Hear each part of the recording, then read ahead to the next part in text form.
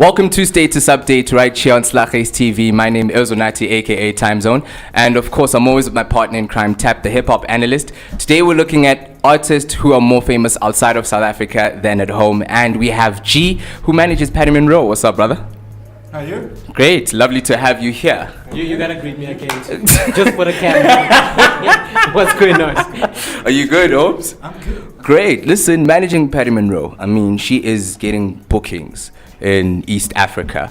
For you, how did you manage to do that? Because now in South Africa, I'm not sure if she's gigging as much as East Africa. Definitely. I mean, she's gigging more in South Africa than East Africa. Mm-hmm. But I think it was luck of the draw. I mean, she did a collaboration with a Uganda artist, Bebe Cool. Yes, Bebe Cool, I know him. Yeah, the song initially, Bebe Cool was in the studio recording. They were working on a beat, and Patty's high fashion video, the first video she ever did, high fashion, was playing in the studio, and they just loved the colors of the video, and it was like basically they had it on repeat, silence, no sound, just they're making beats and they're just watching Patty performing.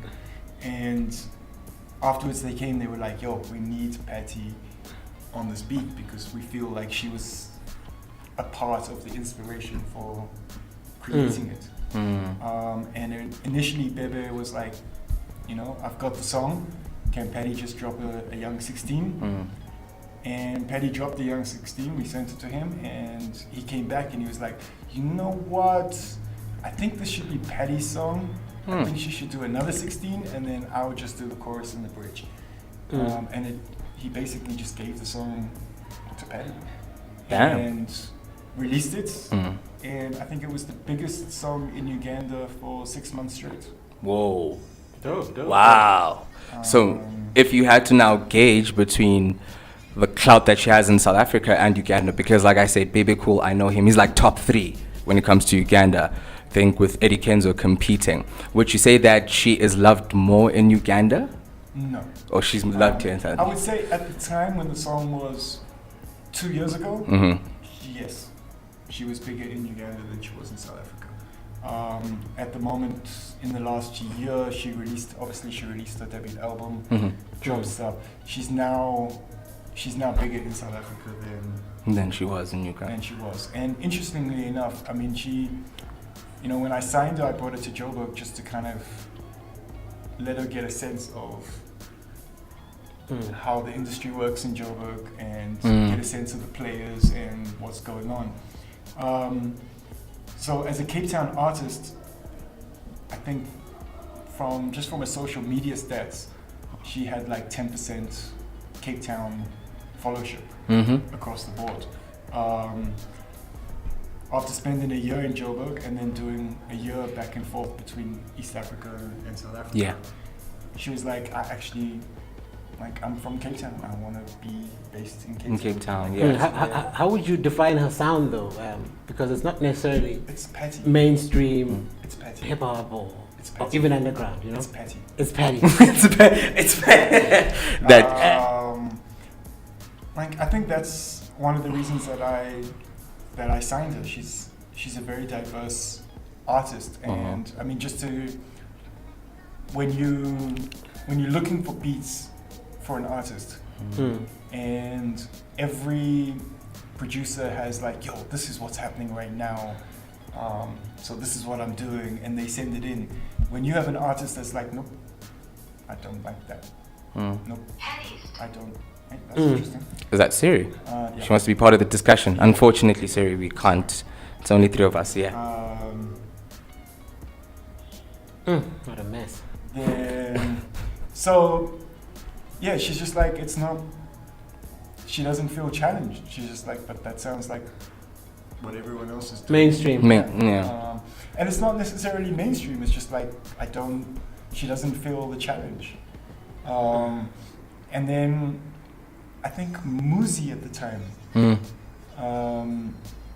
Mizzy, I don't know if the audience knows Mizzy, but you should know. Mizzy was once the editor of a small magazine called Hype. Yeah. Wow. Small. We know the. Wow. We had him here actually. Yeah. And he was like, "Yo, been listening to Patty, and there's this young kid." I actually went to Mizzy and I was like, "Yo, I'd love to get some of your beats. Like, I think Patty would flip." And he was like, From his EMAC, old school guys. Yes.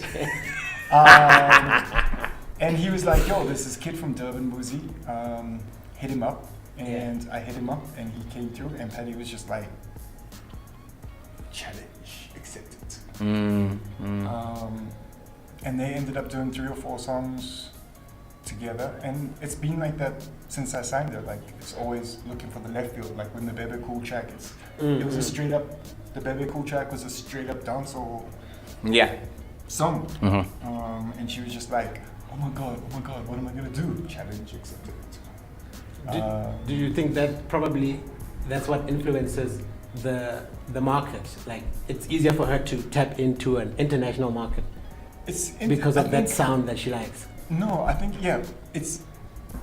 I think when artists are doing what they want to do, not what everyone expects them to do, is when an international market will be more accepting of it. Okay. I think internationally, and I think, this is a debate that we can have over. But I think we have a lot of people in the media industry in South Africa that have an idea of what is hot,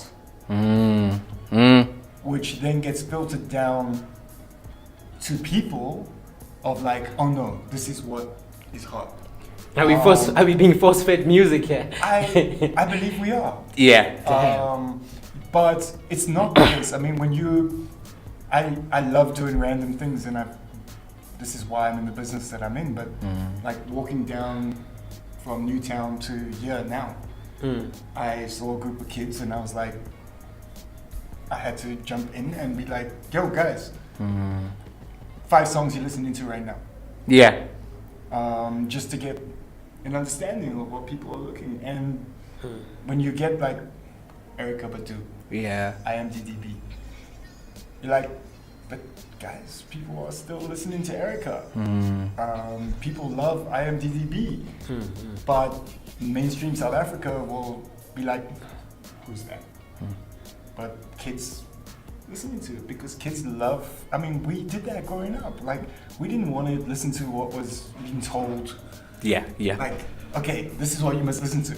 I mean, if that was the case, we'd all be MC Hammer and Vanilla Ice Band. We weren't. Like, we wanted to find that stuff that we liked and be like, yo, this is what we like. Yet there's this perception now that if you're not liking what everybody else is telling you to like, you're not cool. Yeah, true. So you have a whole lot of kids that are actually listening to music that we term indie, and we term niche. That it's not actually indie and niche. It's just kids feel like this is my artist. Yeah. I don't want everyone else to know about this artist. But there's like 20 people in the room all listening to the same artist. But they don't go out telling people like, yo, this is the artist that I'm listening to. Because it's like, no, this is my artist. That's true. I don't want my artist to be everybody's artist. So when you actually go exploring, you find that niche artists are a lot bigger than the perception. It's not like, 5% of the population listens to these artists. It's just, no, 5% of the population is like talking about listening to these artists. Yeah. I think that's actually incredible because we're jumping into now, we're looking at artists that have become superstars or blew up like overseas and then weren't really appreciated here in South Africa. I mean, back in the days, Dumi, before becoming Slaghuis, he was part of that list. When you look at Spook Matambo as well. Yeah, but I think every artist has a different story. And when you're looking at Tumi, was it Tumi's music or was it Tumi's connections?